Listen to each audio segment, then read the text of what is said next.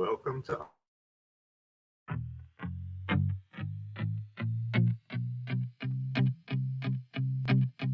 I know it's crazy, but You're watching Channel Z, the world's leading zombie apocalypse channel, broadcasting live from Studio Z.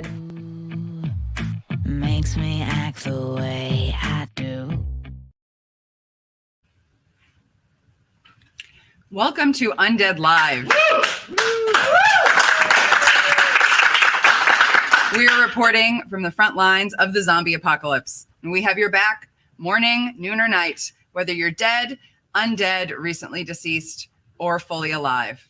I'm your host, Athena Actipus. And I'm your co-host, Dave Lundberg-Temrick.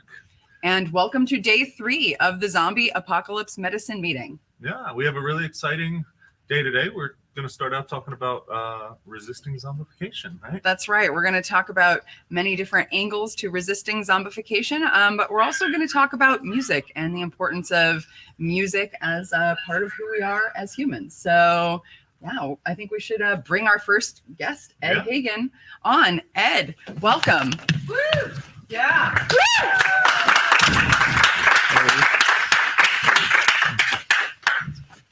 So, now, Ed, you're an anthropologist and an evolutionary biologist, and you study so many things. I mean, from music to drugs to coalitional signaling to suicidality. How is it that you have kind of come to take such a broad view in terms of the topics that sort of fit within your ken? So, as you know, there has been a lot of resistance to using evolutionary theory to understand human behavior. And part of the resistance is legitimate in that we don't really know if evolutionary theory has improved our ability to understand human behavior yet. It's early days. So I'm convinced it will. But I thought that many people who are studying evolution and human behavior pick topics where we have a pretty strong prior belief that the hypothesis is correct. So evolution of aggression or anger. But I thought if evolutionary theory is going to really prove itself, it's got to be able to explain things that we've never been able to explain before. So one of the big mysteries and one of the earliest mysteries tackled by social science was suicide. If there's anything that goes against Darwinian principles, is killing yourself, especially killing yourself when you're young and healthy. So what the heck is going on there? And I thought if evolutionary theory is going to really prove itself, it should be able to give us convincing explanations for behavioral phenomena that are really mysterious. Suicide. What the heck? Music. Why are we spending all this time on a behavior that really doesn't seem to have any utility to it? Depression. Again, really confusing. So I set myself the challenge of, can we take these really mysterious aspects of human behavior that nobody's been able to explain using any framework? Can evolutionary theory sort of crack the case in a way that other theoretical frameworks haven't been able to? So I think I've done it, but I haven't convinced anybody else. But maybe it will turn out. And if I'm right, or if somebody's right, and that could at least begin to show that evolutionary theory can give us insights that aren't really available from any other framework. Well, and so really what you're doing is taking this amazing explanatory framework of evolutionary biology, and in particular, sort of thinking about what might the adaptive value be of some of these things that have been hard to explain, and then using evolutionary theory to generate hypotheses and then predictions, right? And then you go and you test those predictions to see if they actually match up with the predictions that are coming from evolutionary theory. So it doesn't just stop there, at like, oh, here, this is an explanation. We're done. It, yeah. Right? Yeah, no. Right. It's just It's the starting point for an empirical research program to really test these ideas. Absolutely. Yeah. What's been your favorite topic that you've worked on? I think I really like all my topics, but I put probably the most work into the depression and suicide stuff and the drug use stuff that we'll be talking about tomorrow. Yeah. Music has been a little bit more of an academic hobby, Actually, my earliest music paper is my most cited paper. But I'm not a musician. I don't specialize in the study of music. I've had the good fortune of collaborating with some really top-notch folks both who are great musicians and also experts in research on music. So that's where a lot of the expertise is coming from them, not from me. But my contribution there has been to begin to think about humans as animals and what does it mean? How could this music phenomenon, does it fit a pattern that we see in other species, not just us humans? Yeah, well, maybe we should get into Right. a little bit more of that. So, how do you even start taking an evolutionary approach to looking at music? Is it really this sort of comparative approach where you're looking at other species and thinking about, how sound production and things that like resemble music in other species might be manifesting in humans? Yeah, exactly. So I first started thinking about the problem. I was driving to work and listening to the radio, and a song came on that I hadn't heard in 15 or 20 years from early days in high school. And I was able to sing along with that song and I knew all the lyrics, even though I hadn't heard the song in 20 years.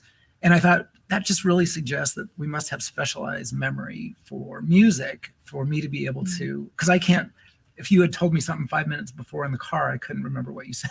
And yet here I am remembering the song from 20 years ago, and I can sync precisely with the beat, and I know the lyrics and everything that's coming up. And so that suggested to me we have specialized psychological adaptations for musical memory. So I began to think, what could be the adaptive function? What examples do we see in other species that kind of resemble this vocalization? And so I started to, and my initial thought in the car was that one of the key features is this ability to synchronize, because I was synchronizing with the song. What could be the adaptive function of that? And the idea that immediately popped into my head was signaling coalition quality, that this somehow was signaling to other individuals that you've got a really solid cooperative coalition, and this could be a credible signal of that. So I began to look into the literature on animal vocalizations. Do we see similar phenomena in other animals with synchronized vocalizations? So when you say coalitional signaling, you mean sort of like we're a group, we're playing music together, doing something in sync that lets other people know that we sort of have a history, or at least the ability to coordinate well? Exactly. So was there any support for that? And if that was true, we should not just see it in humans, we should see it in other species. So if we think about the broad context of human evolution, we can think about diverging from chimpanzee, a common ancestor with chimpanzees about 6 to 8 million years ago. This is occurring in a situation of climate change. So the climate is cooling, it's drying, forests are shrinking, and our lineage becomes increasingly terrestrial in an open environment in Pleistocene Africa. And this is a dangerous environment. So it's the zombie apocalypse. We're in an environment where we're living in small groups, and we face two challenges. The first challenge early on is defense from predators. Because we're now in an open environment, we're terrestrial and we're much more exposed to predation likely. There's quite a bit of comparative evidence in other species that would be the case. So how do we deal with that? And then around 2.5 million years ago or so, we transitioned to a more carnivorous diet. So we start to become social hunters. So not only are we in an open environment, but we're starting to compete for valuable resources with big cats, hyenas. So we're coming into much more regular contact with predators, but we also need to now defend territory, probably from other hominins and other early humans who want the same things we do. So in that context, what do we see? We see two things. One is it turns out that predators and prey signal to each other. So we've all seen that bunny rabbits have these white tails. A lot of deer have white tails. Why do they have those? They're signaling to predators that the prey animal has detected the predator. And that actually deters predation, because once the predator has been detected, it knows it has a much lower chance of successfully getting the animal. So this is a really interesting case where you actually have cooperation. In a way, you have this communication between parties that have completely conflicting interests on one hand, right? Exactly. Yeah. And so I started to look, are there examples of vocal communication between prey and predators? And indeed there's huge amount of evidence that prey will vocally signal, so alarm calls in primates. They warn the other members of the group, but they also warn the predator, or they tell the predator, we've detected you.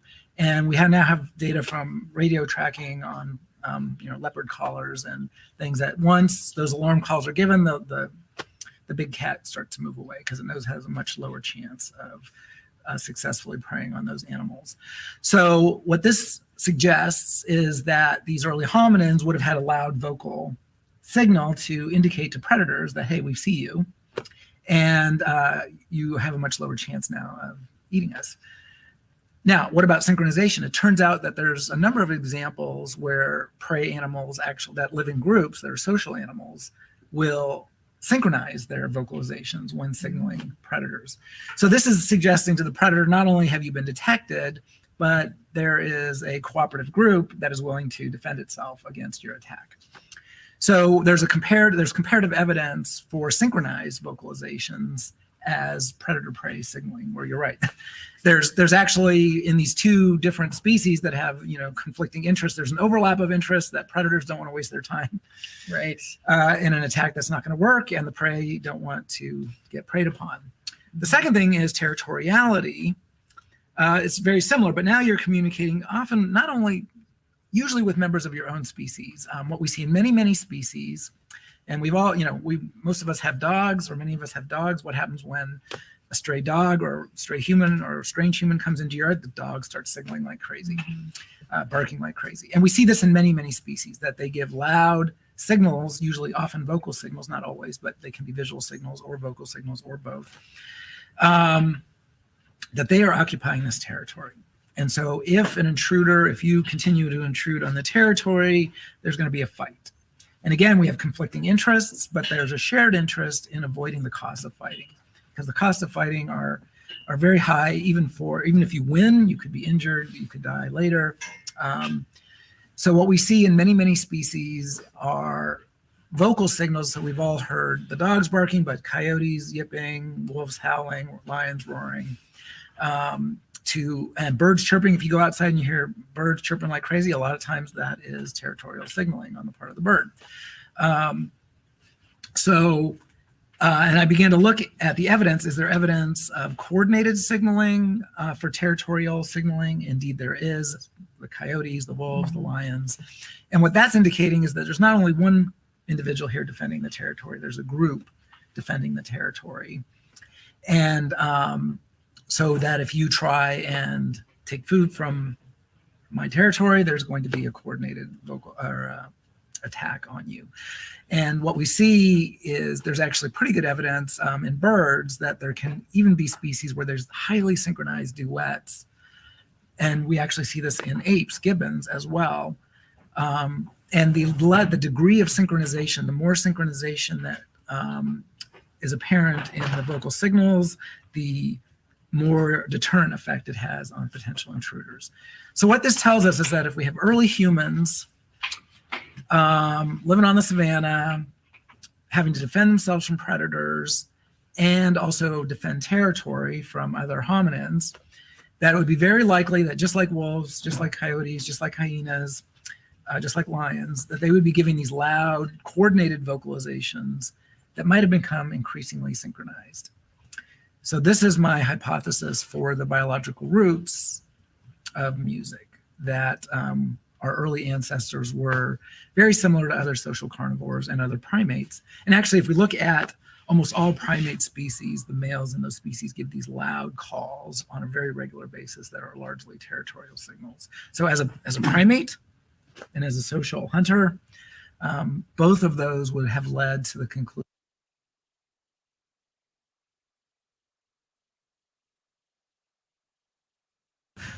territorial intruders and predators, and that this would have been quite beneficial.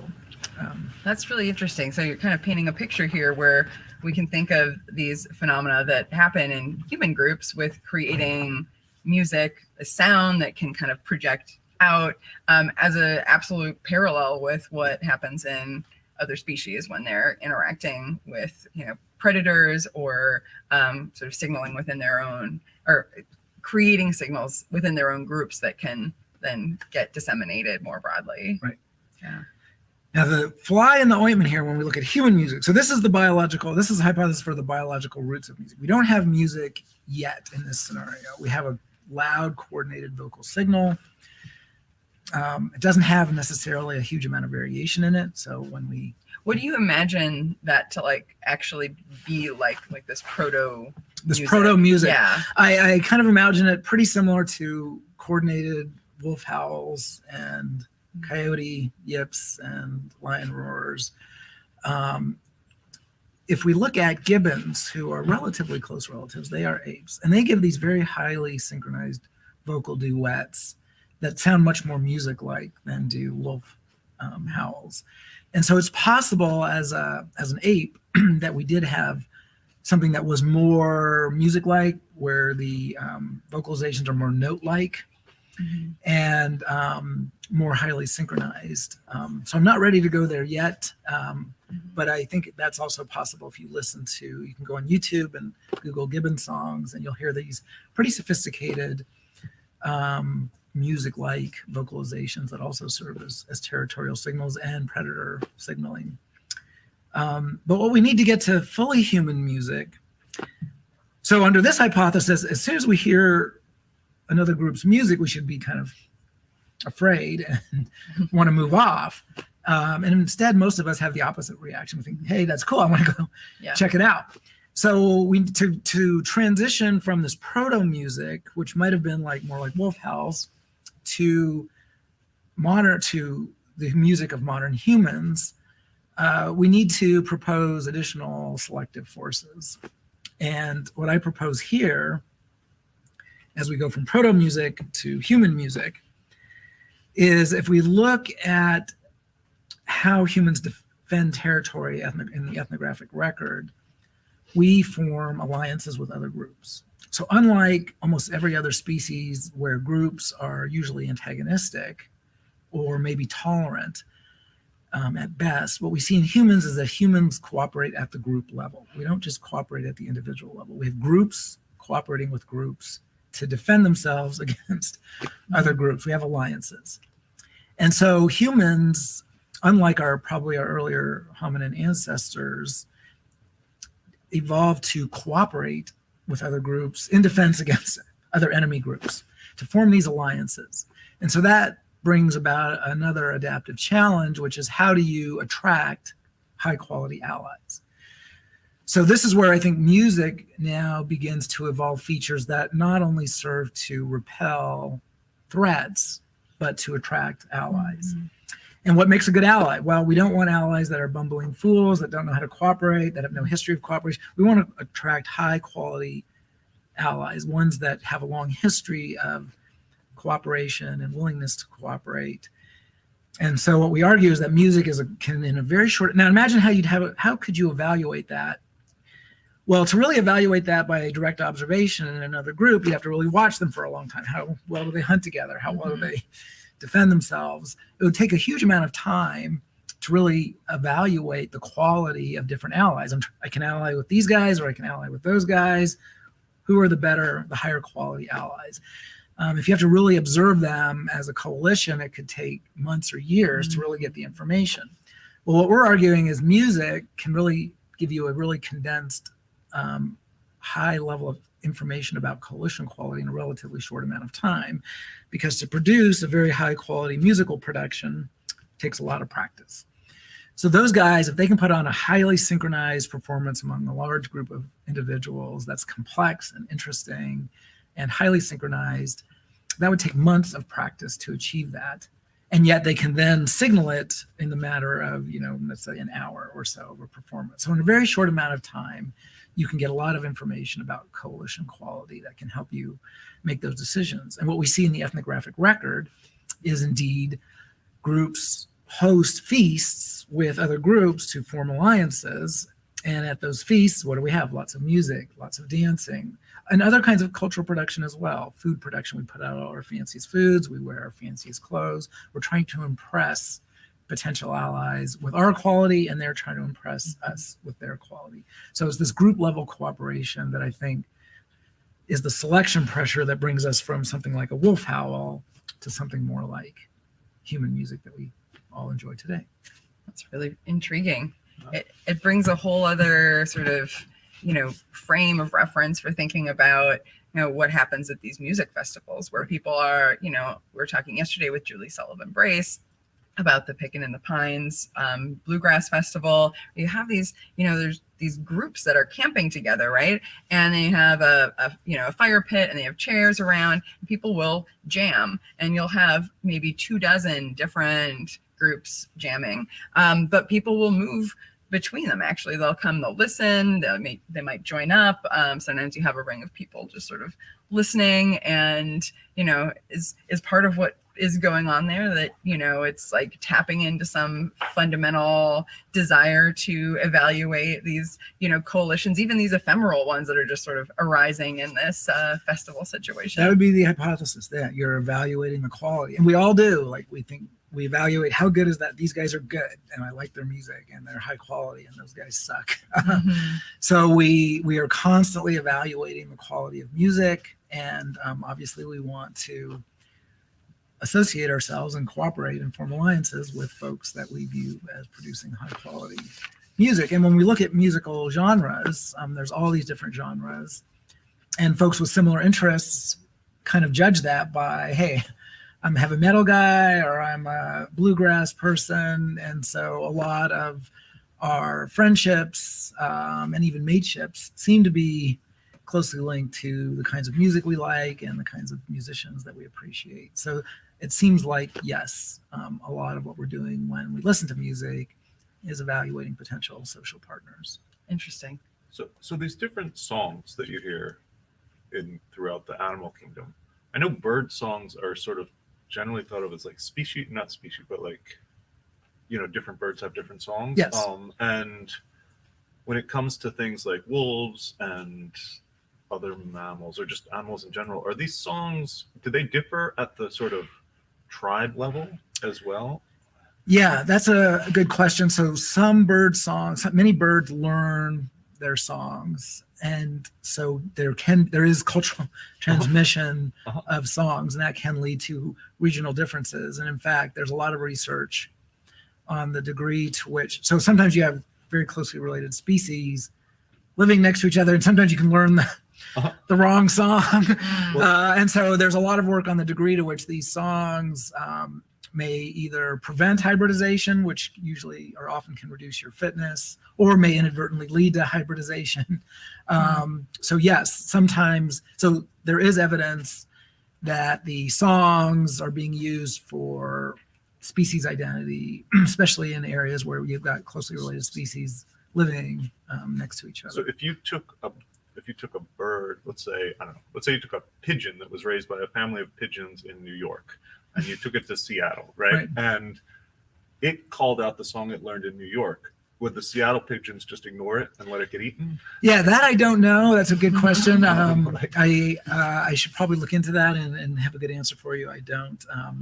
So I do know that there's research on the degree to which songs are being used for mating decisions. And because they are socially transmitted, there is the possibility of regional variation, as you say. But exactly how that plays out in different social contexts, I actually don't know the answer, but it's a really good question. Mm-hmm. Yeah. With humans, do we generally share food before we share songs? Is it like when there's these sort of group get-togethers? These feasts? Yeah. Well, yeah, I don't know if there's, what the sequence is at the feast, but they're generally, they're just like we've all been to, when we have a big party like we're having here. Right. You guys, what did I have when I got here? There's a whole plate of food laid out, and we've got music. And so that's exactly what happens in all these small scale societies when they host feasts, is there's an invitation, and there's going to be often weeks or months of preparation to get the food ready, to get the clothing ready, to get the songs and dances ready. And often the guests will be greeted with a dance or a song, and then there'll be all kinds of tobacco or whatever it might be passed around, and then they'll have a big feast, and there'll be more songs, dances, storytelling, all kinds of cultural production, all aimed at impressing your guests. Well, I was also thinking about it because we've been talking a lot, like throughout this conference about sort of secret codes, right, and secret languages. Right. And so I was just trying to figure out, like, at what point when you're meeting with this other tribe, you're like, all right, we're going to tell them the secret song, like, and so. Yeah, you're right. There are all these rituals that have many secretive elements. How that plays into the group alliances, I don't know that I have any evidence for you on that regard. But it is a good question, because you're absolutely right. There's a lot of men's societies and women's societies where there are secret songs and things that would be very taboo for anybody to sing if they were in the wrong place or the wrong person. Absolutely. Yeah. Oh, that's interesting. It's really interesting to think about, now kind of bringing it to this broader context of, what happens at festivals, and, the idea that you have this potential to maybe build these higher level coalitions. So it's not just you and the people that you came with, but you have maybe a chance to be, having some information exchange, some communication that has to do with, these higher level group entities, and for us to maybe build bonds that we couldn't otherwise build with other communities. Yeah, exactly. I have a good colleague, Ann Pizer, who's really working on, so there's been a lot of work on intergroup aggression in humans, and what she's working on is intergroup cooperation. And so we see both. And the way that what happens with a lot of these alliances, as you guys know, is it's alliance by marriage. So a lot of what's happening at the festivals are the guys in one group evaluating the women in the other group, and the women evaluating the men as potential marriage partners, because that's what's going to really solidify the alliances, are these marriage ties where the men in one group are marrying the women in the other group. So a lot of it is not only displaying coalition quality in general, but probably also displaying mate quality, so that you can show, hey, we've got high quality mates for you guys, and you guys have got high quality mates for us, because it's those marriage ties that are going to make that alliance last long into the future. Right. So, and if we think about festivals, of course, sex and mating is a big part of it. Yeah, but it doesn't necessarily have to be about just that, right? You could be building social bonds for sharing information, for, maybe managing your risk a little bit too, right? Like many times you'll have villages that are near each other that have these special bonds, where if one is, if there's some situation that occurs, like, for example, in Fiji, if one of the villages is hit by a cyclone, they'll have these relationships with other villages where they can ask for help. So there could be other functions. That's actually one of the big, you're right. It's not just military defense, as I said, but also resource and risk buffering. You're absolutely right. And that's the focus of Ann Pizer's research, is exactly this risk buffering element. So that if one community gets short on food or water or shelter or whatever it might be, they have ties with other communities in more distant areas that would still have food or be able to provide shelter or whatever it might be. So absolutely. Yeah, risk buffering is a big part of it. And you see some of that recapitulated at festivals too, where it's like, we were talking yesterday with Shane about helping people put up their tent, or, someone doesn't have enough food and you share your food. So those things are happening in these, it's almost like a forced mini apocalypse. You're like all, outside of your houses, outside of your comfort zones, and trying to, take care of your basic needs. And not everybody is fully prepared. Yeah. My daughter was just a camp counselor at a remote campsite a couple of weeks ago, where she was the high school counselor for a bunch of middle schoolers, and she forgot her sleeping bag. So she's out in the mountains and it's freezing cold. And of course she has to do exactly what you say and draw on the social ties that she had to get somebody to loan her an extra sleeping bag. So absolutely. Yeah. Right. Yeah.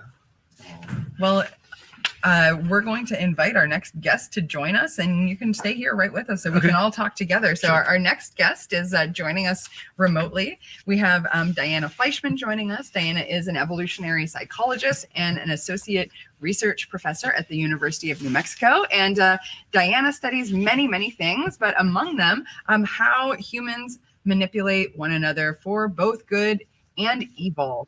Diana, thank you so much for joining us today. Hi, everybody. I wish I could be there. I'm Diana Fleishman, and I'm currently writing a book called How to Train Your Boyfriend, which is a little bit about how evolutionary psychology can help explain our desire to impose behavioral control on other people and how sometimes that backfires and sometimes it works. So what I'm interested in is how people sometimes use what might be considered like behaviorist rewards and punishments to cooperate, but also the conflict in using things like rewards and punishments with each other. And one of the big topics that I'm thinking about right now is something that I call in the book the training taboo. So that is our reluctance to talk about how we use behavior modification or behavior control in others. And our reluctance to be zombified, our reluctance to be controlled, makes perfect sense, because we don't want other people who don't have our same genetic interests to have any control over us, because they're not going to have our best interests at heart necessarily. Even when somebody says that they're trying to engage in control to make better cooperative alliances, we can be pretty skeptical of that. And one of the best contexts we see in that is, and Ed's got a teenager, with teenagers who are often rebellious against their parents because they are skeptical of how much their parents' control is in their best interest versus their newfound independence or desire to exact their own control over their lives. But one thing that I think is kind of weird that I've been looking at more recently is, why are we also somewhat reluctant to effectively control others? So I had a baby, and to me, it seems pretty easy. There's this thing called sleep training. You let your baby cry for a while, and then they're less likely to wake up multiple times in the middle of the night. And many women refuse to engage in any kind of sleep training because they don't want their babies to cry for any period of time. And so I've heard about people literally hallucinating from sleep deprivation because they refuse to do any kind of sleep training. I've seen people who refuse to train their dogs. There's this controversy now about using electronic monitoring to make sure that workers who are being paid are doing work while they're at work, for example. And so one question I have right now is, why is behavioral control, even if it's benevolent and benign, so controversial? One other aspect of it that's come out recently is something called applied behavior analysis, where people use usually rewards and only rewards with children with autism to help them verbalize, to help them know colors, and also to help them interact socially with more ease. And this has become really controversial. Some people are saying that there should be no behavior modification in this context either. And I'll just finally say that I think that this is kind of culturally relative. So it seems like in the United States, behavior control, behavior modification is somewhat controversial, although we seem to have less problems with things like advertising and other kinds of nudges than we do with other kinds of behavior modification incentive structures. But in other places, for example, in China, it's considered much less controversial to engage in various kinds of behavioral control. So Diana, it seems like we're kind of in this sort of ironic situation now where there's a huge amount of behavioral control being exerted on us with these nudges that you kind of alluded to, with advertising, with social media. We have a zombie on set. Sorry. Oh, sorry. He gets out there. This seemed like the best choice. Okay. Thanks for handling the situation. Sure. So we have this situation where, on one hand, we have a huge amount of influence coming in at all times from advertising and from our social media feeds. But then at the same time, we are sort of resistant to this idea that we are being manipulated by other humans. But maybe, is it because it's more impersonal if it's through an app or if it's through a billboard or a magazine ad? I think we're accustomed to that. We become more relaxed about that. It also seems like we're being nudged in that direction, but that we have some kind of free will. But I've just heard a lot of people in interpersonal relationships, that's where you have a huge amount of leverage for control, especially in romantic relationships, right? If somebody is making you food or having sex with you or giving you affection or giving you social engagement or giving you validation, there's a huge amount of leverage for them to engage in behavioral control.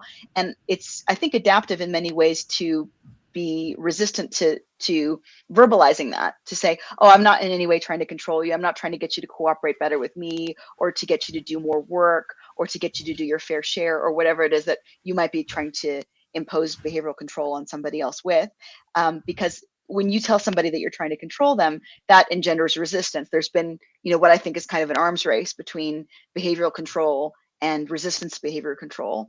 And part of our adaptive behavioral control is that we are often not consciously aware that we're trying to actually control other people. Do you think it's people have more of a problem with it if you're consciously doing it than if you're unconsciously doing it?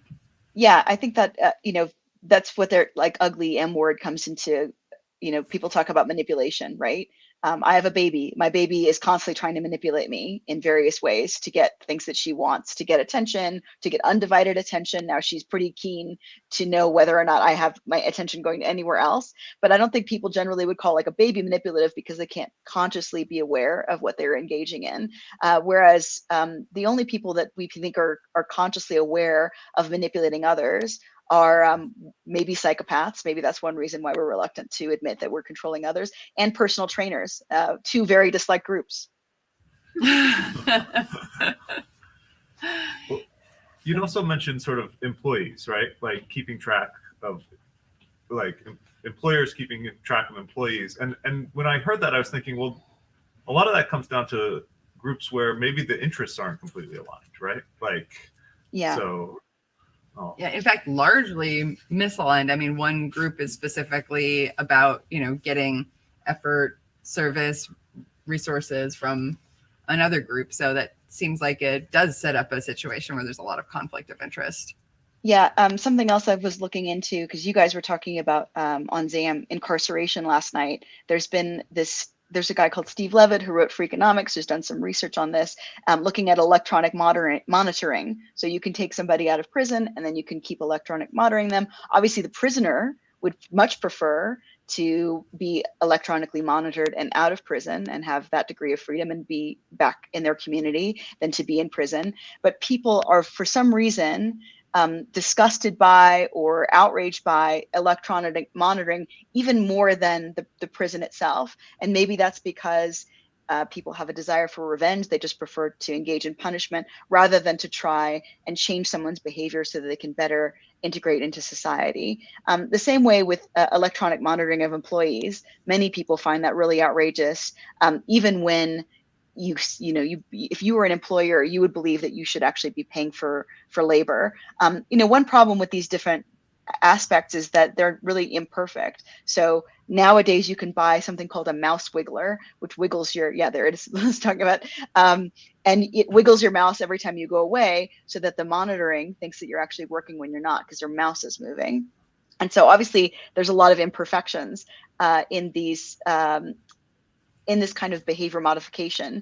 But this is another thing that's kind of interesting. Even when we had lockdowns in the United States, the lockdowns were of varying degrees of effectiveness. I remember there was a Chinese group that went to Italy and they said, this is not a lockdown. Your buses are still running. You're still allowing people to go to grocery stores any and all times of day. And so even people I knew who were very pro-lockdown, who thought it would be really important to prevent the spread of zombification, COVID, they were very against what would be considered like a draconian lockdown or a very high control situation. So control is just incredibly controversial in essence. And it's unclear to me why necessarily it is from an evolutionary perspective, if that control is in everyone's best interests. So it seems like there's a challenge, right? Because if someone is really good at that behavioral control, they might use it for good. They might use it to benefit you and your collaboration, your cooperation, but they could also use it in ways that are against your interests. So maybe there's a certain risk to engaging with somebody who has that ability, even if at the moment they're using it for good. Yeah, I think that's a major, people, obviously that's called totalitarianism, and people are really skeptical of it. Even if we had some benevolent artificial intelligence that was controlling our behavior, that had our best interests at heart, people really buck against that kind of control. And I think that part of the reason why people don't want control implemented in ways that might be for the greater good is because they themselves want loopholes to behave in non-cooperative or antisocial ways. So even somebody who has this desire to implement control in a group, they might want there to be some wiggle room in the rules or some loopholes so that they themselves can take advantage of the loopholes when it's advantageous to them personally.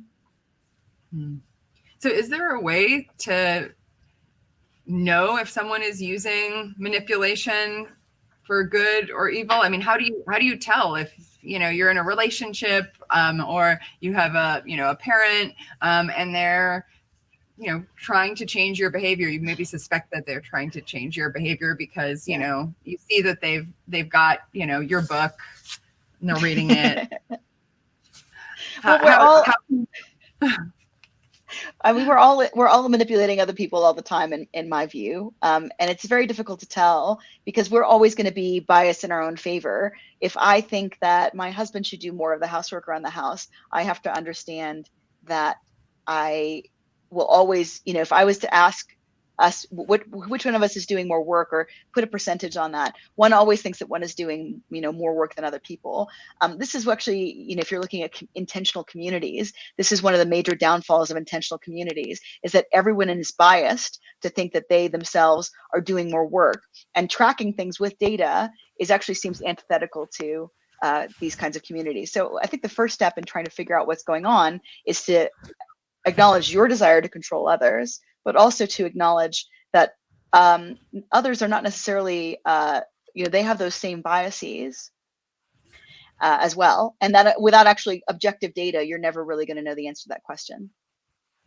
Yeah, we had a question that came in about whether having expectations is a form of control, or how does the idea of expectations kind of fit in to this framework that you're proposing for how we think about manipulation? I think expectations are they're the where you're trying to get the behavior to, right? Where you're trying to shape or punish the behavior to. So I think an expectation is a set point about where you want the behavior to go. It doesn't necessarily involve behavioral manipulation having an expectation, but most of the time it does. And I think it's our mental model of how we want somebody to cooperate with us, or what we want them to do for us.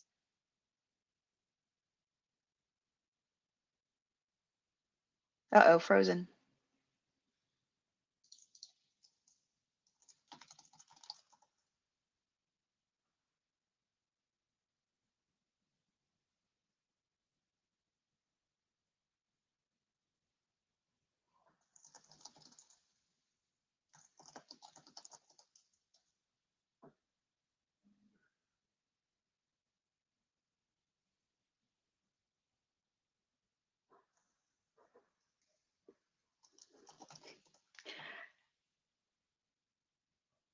I guess I will improv. Okay.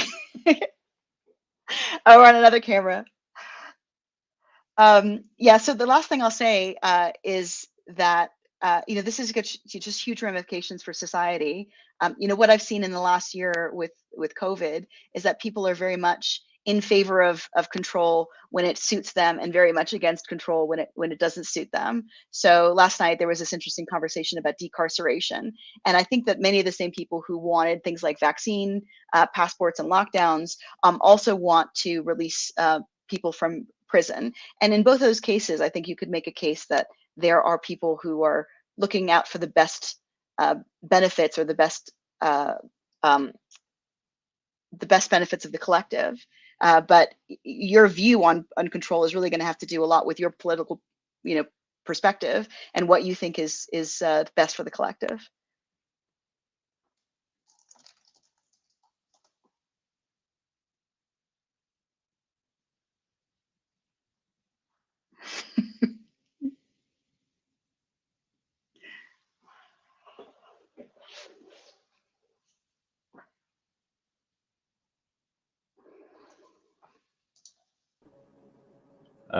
Try again.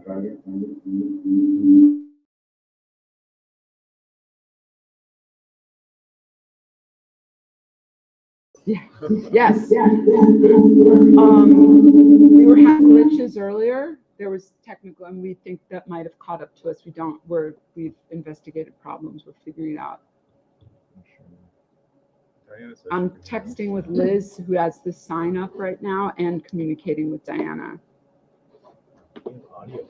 Oh, they can hear backup how.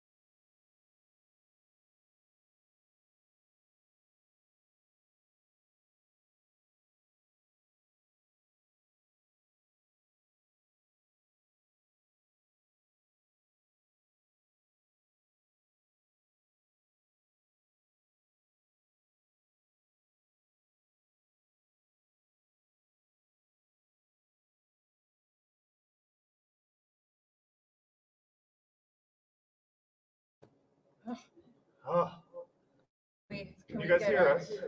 Everything good? Oh my gosh. All right. I think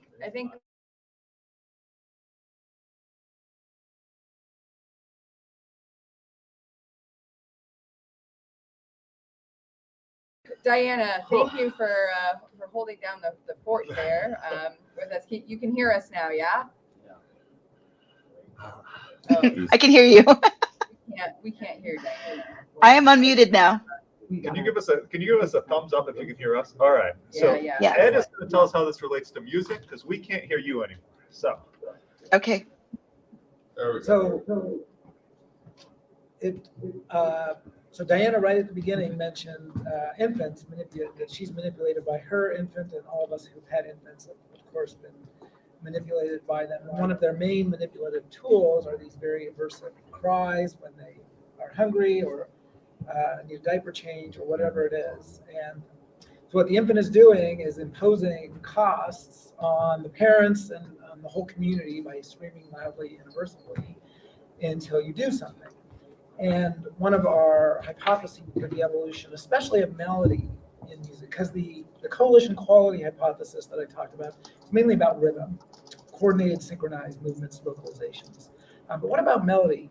And so what we're proposing there is that the way that parents respond to the infant to let them know that they are now paying attention is to sing to the infant with a soothing lullaby.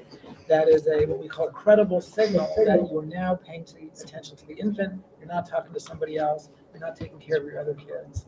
And we think these evolved from contact calls that are very common in species, including primates, where mothers and infants are constantly remaining in contact with vocalizations. And we think out of that evolved the melodic aspect of music and singing to our infants, soothing them, again linked to a unique feature of human life history, where if you look at chimps, moms are taking care of one infant at a time for a long period of time, and then they have one other infant. But we humans have multiple kids that we're caring for, multiple dependents, and so there's always a conflict. This infant is not getting attention because you're giving attention to that kid. So it starts to scream, and now to soothe it, you have to sing to it so that it realizes, okay, you're now paying just attention to me. So there's this dynamic when you have a little infant manipulating you that you can begin to get into a communication that, yes, I'm now paying attention to you, please stop crying. If you have more than one child, you can also sing to them at the same time. Yeah. Kind of like eye contact, you can't really make eye contact with two infants or two young individuals at the same time, but you can sing to them both. So, And then eventually they'll learn the family songs, right? Which then they can use Right. and share. And Right. then if they sing it to someone else, they'll know, oh, this person might be a second cousin because they know the same songs. So, And Sam, we now have cross-cultural evidence that even if you are listening to a lullaby, so folks from around the world can listen to lullabies from completely different cultures that they've never heard before and reliably recognize that they're listening to a lullaby. So there appear to be universal features of lullabies that distinguish them from other types of music. Well, I think it's time for us to bring our next guest on. We have Zoe Gould-Thompson. Zoe is a recent graduate of ASU and also the night manager at the library for ASU.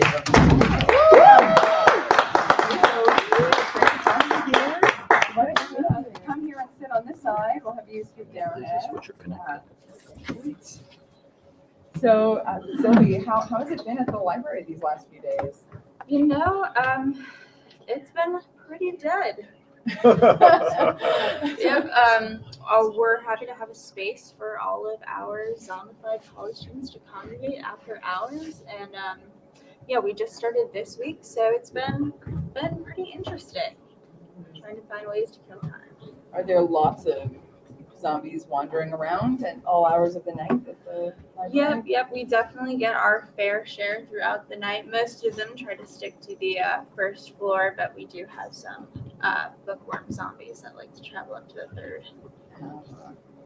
Yeah. So Zoe, you've been doing some research on topics that are really related to what we've been discussing, especially with regard to manipulation and mating. And so while you were at ASU, you had some research projects around these questions. You want to talk a little bit about that? Yeah, absolutely. I think one of the most important things to remember during the zombie apocalypse is love. You know, I mean, you shouldn't let zombies kill your ability to seek out a relationship. But as you're doing that, it's really important to kind of be mindful and aware that some people out there are might not have the best intentions. In our most recent apocalypse with the COVID-19, we actually did see a rise in romance scams, which is kind of people who pretend to have romantic interests and feelings with kind of malice intent, usually seeking out financial benefits through these relationships. And so with that in mind, I wanted to look at what makes people, specifically women in this case, susceptible to romantic emotional manipulation. So I did a bit of research and looked into possibly self-perceived mate value, you know, where you see yourself, how you rank yourself in the dating world, as well as breakup distress, you know, the So was the idea that if you think that you have higher mate value, that you'll be less likely to be manipulated? Yeah, exactly. There's some evidence to support the idea that people with a higher perceived mate value, they have more options, and so they're less likely to kind of ignore some of the red flags that can come with these emotionally manipulative relationships. So in this case, I created a survey, and I had a scenario where you found out that a partner you'd been dating for some time had lied to you about a previous relationship.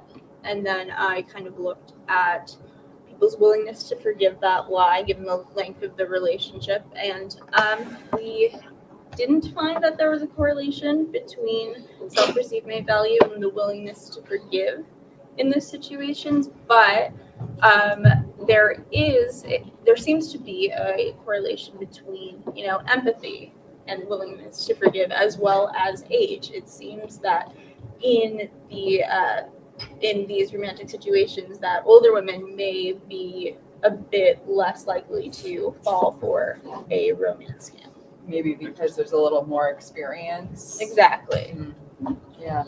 Do we still have Diana with us? Diana, do you have any thought? No, we don't have Diana anymore. Okay.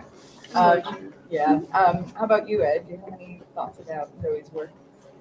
I was trying to come up with something and I haven't come up with Yeah, Give me another minute or two. Yeah, of course. I love to listen to podcasts, so I got the inspiration from stuff like Dirty John. It's a bit, you know, foreign to us, the idea that you can fall in love with someone who's so clearly being manipulative when presented to us in a form of a story, but it's a lot more common than people think. And given how easy it is to date, especially with online dating, with stuff like Tinder, Christian Mingle, I guess it's something that we will see a rise in, and so it's something we gotta be vigilant. So there is some really great work by an old colleague of mine.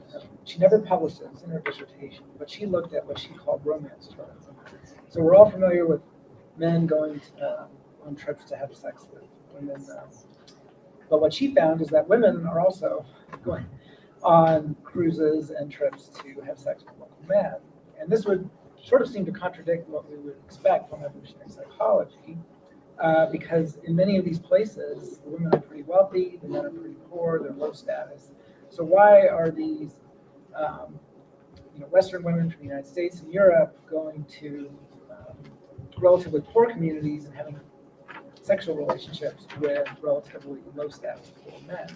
And what she argued is that when women come to these communities, what they see are healthy young guys that are extremely competent, good fishermen, they can climb the coconut tree and get them. And so they give a lot of cues of being very high quality mates. And they also, these men, really have mastered the manipulative aspects. So what they are getting from the women is they give cues to the women that they've fallen in love with them, you're so beautiful. So the women are getting sort of the cues that they would never get in the United States of what high quality mates they are. They're so beautiful, the men can't think of anybody else. It's exactly out of a romance novel. And what the men get at is they get the women, these wealthy women, to buy them boats, buy them trips. And so they're kind of viewed as hustlers. And so the local community all recognizes that these guys are hustling women. And some of the women know it too. And they're just willing to play along and have fun and enjoy the romantic fantasy. But a lot of women get fooled and they actually move to the place. And when they come back, the guy, of course, has another girlfriend. And so they're brokenhearted. So it's a complex situation with some mutual interest, but a lot of conflicting interests and exploitation as well on both sides. Yeah, those romance novels at Walgreens have really set us up for failure. Exactly. So, or they tap into something that people are all secretly hoping for. I know a friend who says she'll only hook up with guys who seem to be in love with her, even if she's not in love with them. Even if she's just like, I just want it to be a hookup, but the guy has to really seem to be into me. So I wonder. Is that James' addiction? I want him if he wants me. But I feel like this all ties into themes of trust, right? Throughout with the music and with relationships. And what do you think are good ways for people to sort of build trust in early stages of relationships? Well, I mean, as the relationships progress, I believe that your willingness of what you can and can't forgive gets greater. I mean, love isn't unconditional, but the conditions definitely get less and less. And so I definitely think it's about, letting the relationship progress. And there's definitely one thing I did find doing the research is that women who are experiencing breakup distress, so like the dissolution of a long-term relationship, losing someone, or not necessarily by them passing away, but them leaving after years creates this sort of like panic, like I'm never going to find someone, I'm going to die alone. And that they're more willing to jump into new relationships. And so I think it's just kind of resisting your emotional zombification of yourself to, find love and fill that hole. And I think that'll leave your brain a bit clearer. You mentioned Christian mingle, right? And so that's an interesting one because that assumes a coalition, right? And I'm curious as to how many people go onto these sites that are actually not part of these coalitions. So yeah, that would be an interesting thing to look into, and I think it might also lead to a more vulnerable population. I mean, if you assume that someone's in your in-group, you're willing to be more open and kind of ignore the idea that they might be lying. So maybe what people should do if they are dating on Christian mingle, first date, you have to sing a hymn, right? A call and response hymn. They got to know the same hymns as you. So Jason's bringing up a really good point that, the conversation, and oftentimes the conversation, with an evolutionary approach kind of focuses on, males and females as, the partners that are coming together. But there are a lot of different kinds of relationships that are out there, and not everyone is either male, identifies as just just male or female, and not everyone is in a sort of, traditional relationship or looking for a traditional relationship. Yeah, exactly. And that's something I had to consider while kind of doing the research. I think that I kind of focused on a heteronormative relationship only because I got the inspiration from the podcast. But it is it is kind of disappointing that we don't have a lot of research on kind of relationships that fall outside of the standard, man and woman. And I definitely think it's an area that we could explore. My answer to that would be, if we're using evolutionary theory is still young. And we have good theories of male and female, really strong, powerful, informative theories. We don't have those same theories for other types of human sexualities and relationships. So it's not that it's not important. We just have to recognize the limitations of our theories right now. Someday we will hopefully have a much better theory of homosexuality and non-binary, but we don't have that right now. So I would say the focus of evolutionary psychologists on heterosexual relationships is really due to where our theory is right now. And we shouldn't, and it doesn't mean that we can't have research on those other areas, but we really have to recognize that's just the limitations of our theory as it's so far developed. It's going to take future developments of theory for evolutionary theory to make a contribution. It would be really fascinating, though, to look at the sort of coalitional signaling of sort of, non-traditional mating relationships, especially if you think of sort of like homosexual relationships in the 50s, right? Like, they, people needed ways to sort of communicate, hey, we are both looking for the same thing when it was actually illegal. And so I imagine there were very interesting sort of. That's a good point.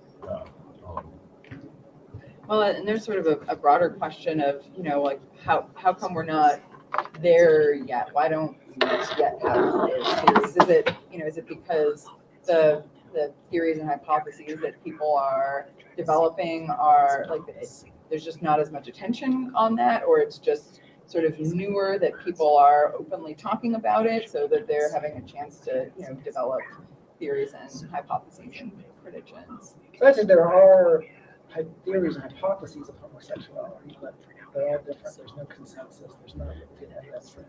So we have an array of theories in their very early stages, and but none of them strike me as hugely plausible on their face, and there's not a lot of evidence for any one of them. So I think it's partly both that there's probably not as much research on that as there should be, but we're waiting for a theoretical breakthrough that hasn't happened yet to understand this. I think this is hard. Theorizing about human behavior is very, very hard.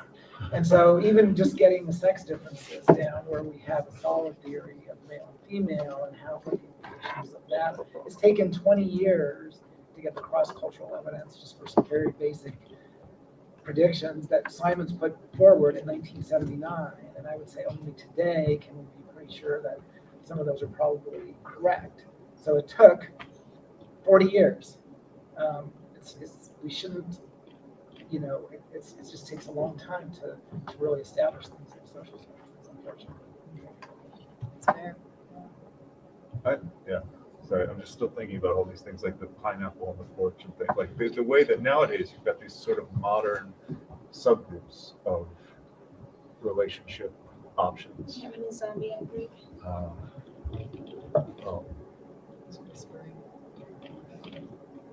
Can you guys hear us? Christina, can you hear us? Hello?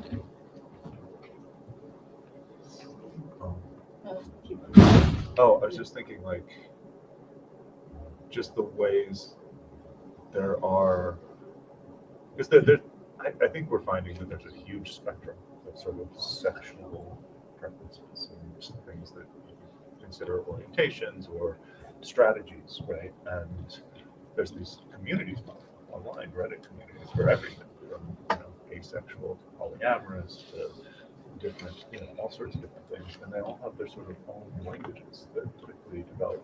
And so Yeah, I definitely think that I'm like pretty optimistic with the way we're heading in terms of viewing kind of sexuality or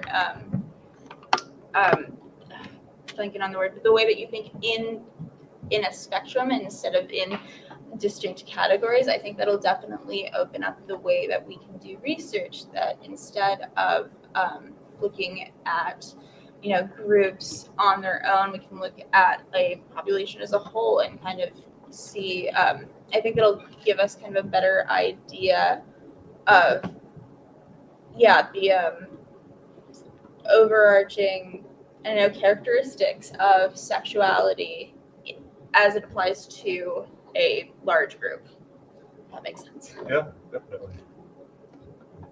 Well, I think that it would be great for us to maybe talk a little bit about some of these issues of resisting zombification more broadly. And, we talked a little bit about relationships. Now, Ed, I know, and we also talked about, having babies. One of the topics that you worked on that is quite controversial. Seems like this is sort of like, a big controversy day on Undead Live. But suicidal behavior and suicidality in general, and sort of looking at that from an evolutionary perspective, and this, this whole question of, is there something, in that had, at least some aspects of it that it has to do with, communicating about, resisting zombification of a certain kind. Yes, that was a second point of connection with what Diana was talking about. Is I think that we all have motives to manipulate and exploit others, or we have adaptations for that. By the same token, we all have adaptations to resist exploitation.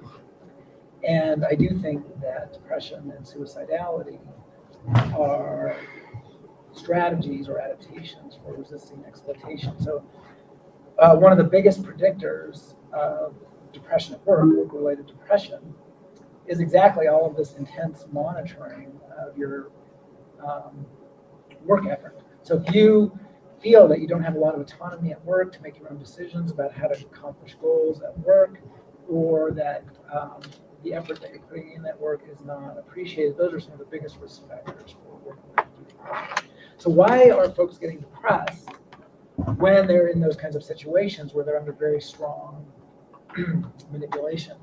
And what's the main symptom of depression?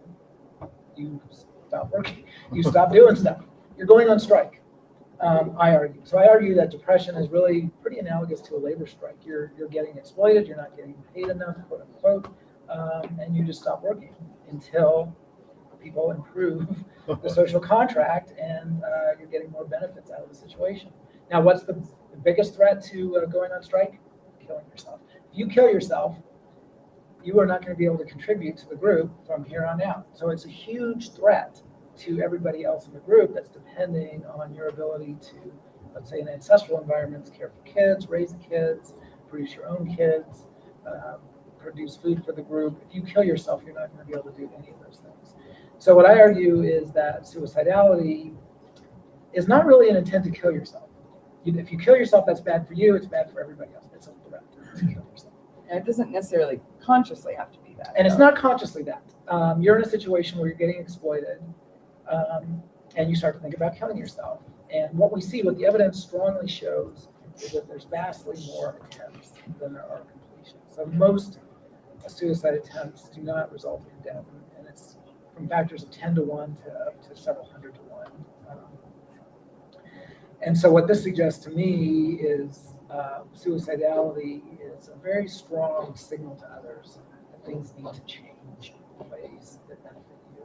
And if it doesn't change, you may end up dead, which is not good for anybody. So yes, I think we do have adaptations, and they can be pretty gnarly.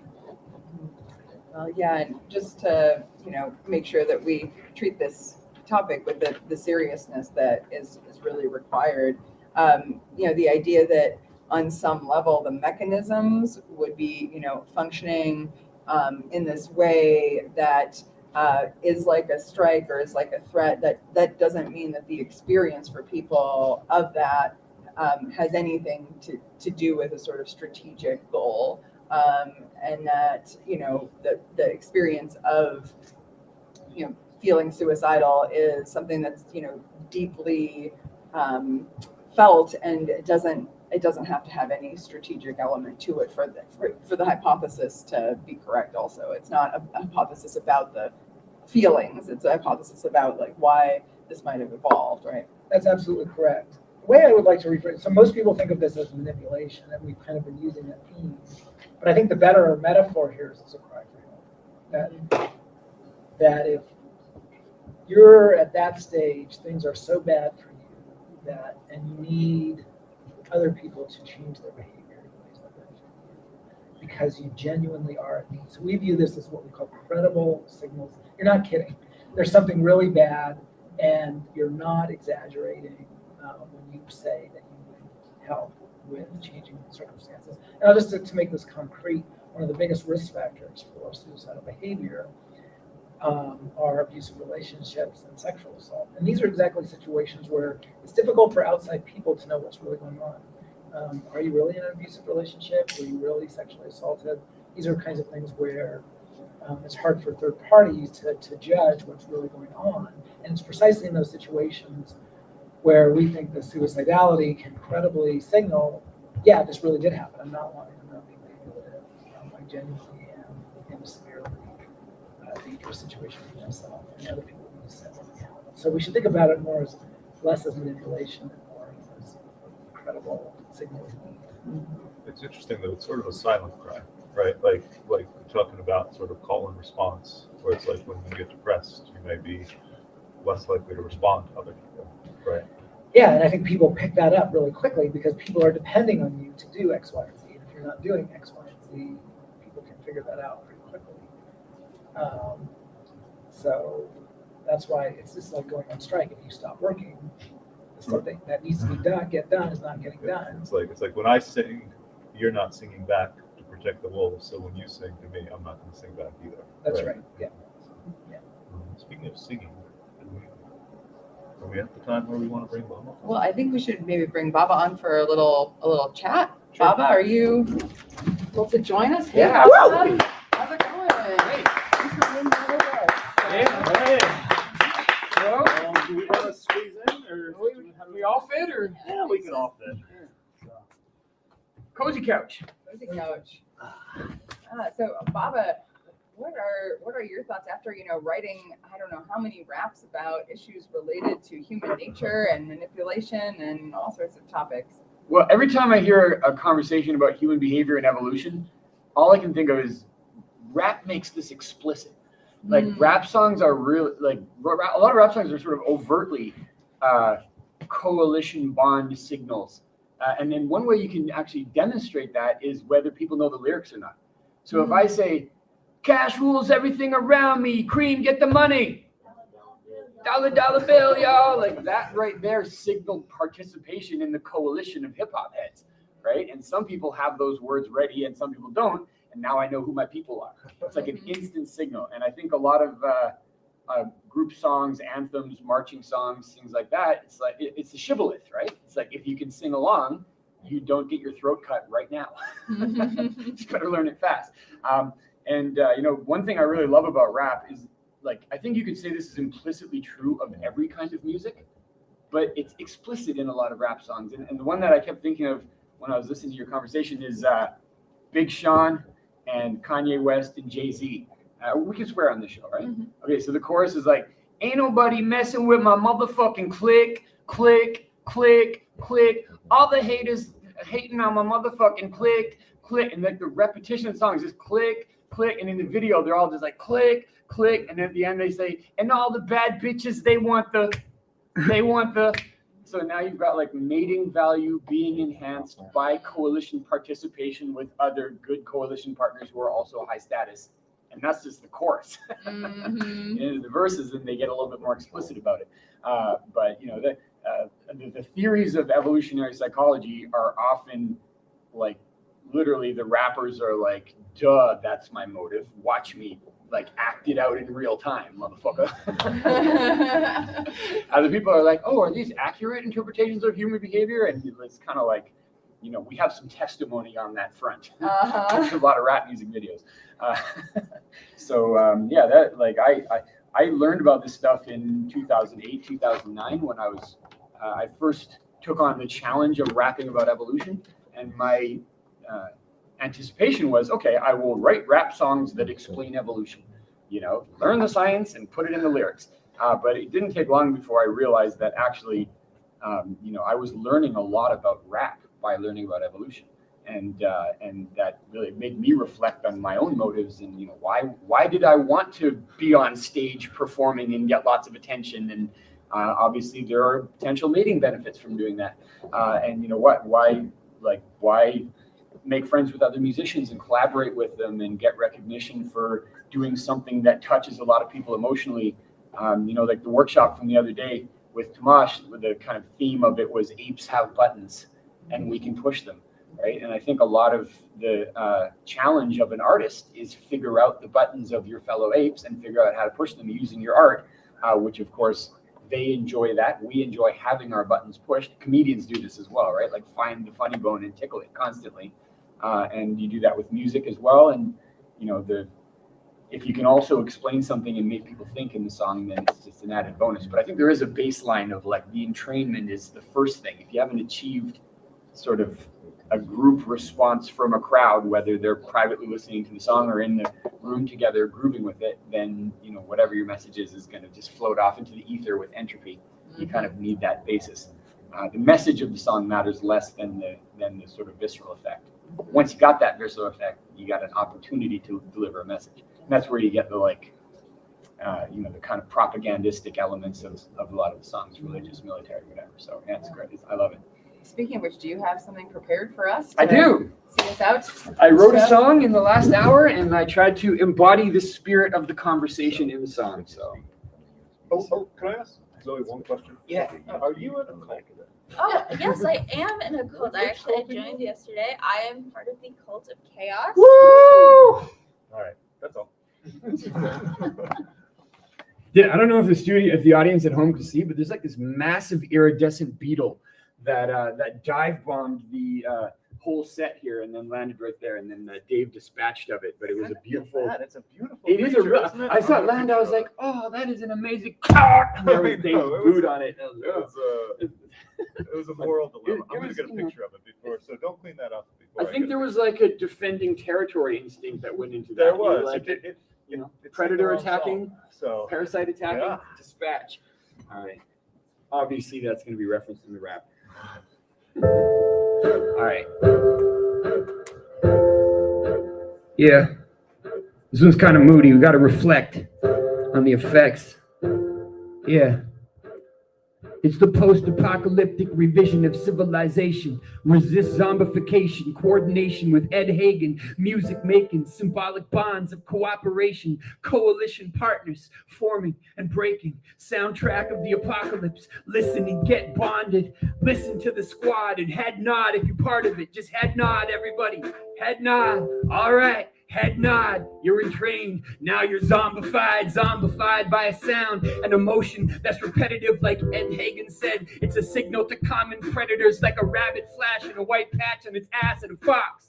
Or like a warning call, attackers know they can take a walk because the chances are low when a group is highly coordinated, groups competing with groups to get their brains and entrainment into group competition, within group manipulation, even within families. Like Diana was sleep training. Her book is called How to Train Your Boyfriend, and her boyfriend's book is called How to Make Your Girlfriend Believe She's Training Her Boyfriend. Whatever side you get when the coin spins, pick your poisons. Yeah, Diana Fleishman on the science of behavior control, asking why is benevolent, benign manipulation controversial? If you want a brain to behave in a way you can cooperate with, recognize the link between psychopaths and personal trainers and training. Head nod and entrainment, groove to the music, embrace the zombification, manipulation. Now look around at your mating options, identify the romantic scams with Zoe Gould-Thompson. When the mating urge takes effect and you're fresh and single, be vigilant against Tinder, Bumble, and and Christian mingle. The possible mate quality you find has high variance, but Zoe knows you can't go wrong with librarians. So post-apocalyptic revision, civilization, resist zombification, coordination with Ed Hagen, music making, symbolic bonds of cooperation, coalition partners forming and breaking, soundtrack of the apocalypse. Listen and get bonded. Listeners form a squad, head nod, and then you're part of it. So head nod like this. All right, head nod. Congratulations, you're zombified. Zombified like a technical glitch in the whole set. A technical glitch in the whole set when Diana froze, and no more remote guests. The blood is backstage, the zombies are coming for us. Sorry, Jeff Schloss, arrivederci, John Horwitz. Your conversations, I'm sure, would have been really sparkling, but the zombies came for the day. They were gnashing and gnarling and dive bombing the set with zombified Beatles too, which Dave stepped up and crushed under his hiking boot like crunch. Manipulation all over the place. Orwellian future. Picture a boot crushing a face, and the boot is Dave's, and my spirit flies free like an insect is moments before the cult of chaos came for its iridescence. Zombie attacks entrained to the beat, kicking the rhyme. Zoe and Ed, congratulations on getting triple your time. But this is how we evolve: resistance to manipulation. Evolution only works with a random basis in the post-apocalyptic revision of civilization, resisting zombification, coordination with Ed Hagen, music making, symbolic bonds of cooperation, coalition partners always forming and breaking. It's the soundtrack of the apocalypse. Listen and get bonded. The listeners form the squad. Head nod and you're part of it. So nod your head like this. All right, head nod. Now you're zombified, because ain't nobody messing with my zombified. Click, click, click, click. Never break the coalition. If you do, you'll be a. Kanye, he's too coalitional for me at the moment. Kanye chose a new coalition. He did, and so I'm like, I don't know if I can be in Kanye's coalition anymore. It would be interesting if you made a MAGA remix of the Click song. Well, Baba, thanks so much for sharing your brains with us. Ed, Zoe, thank you all for sharing your brains with us. Yeah. This was a great show today, and thank you to all of you. We'll be streaming live all day today, and want to thank you guys for joining us for this edition of Undead Live on Channel Z. Don't forget, the best way to protect your brains in the zombie apocalypse is to share them. See you next time here on Channel Z, where we have the apocalypse covered. Okay.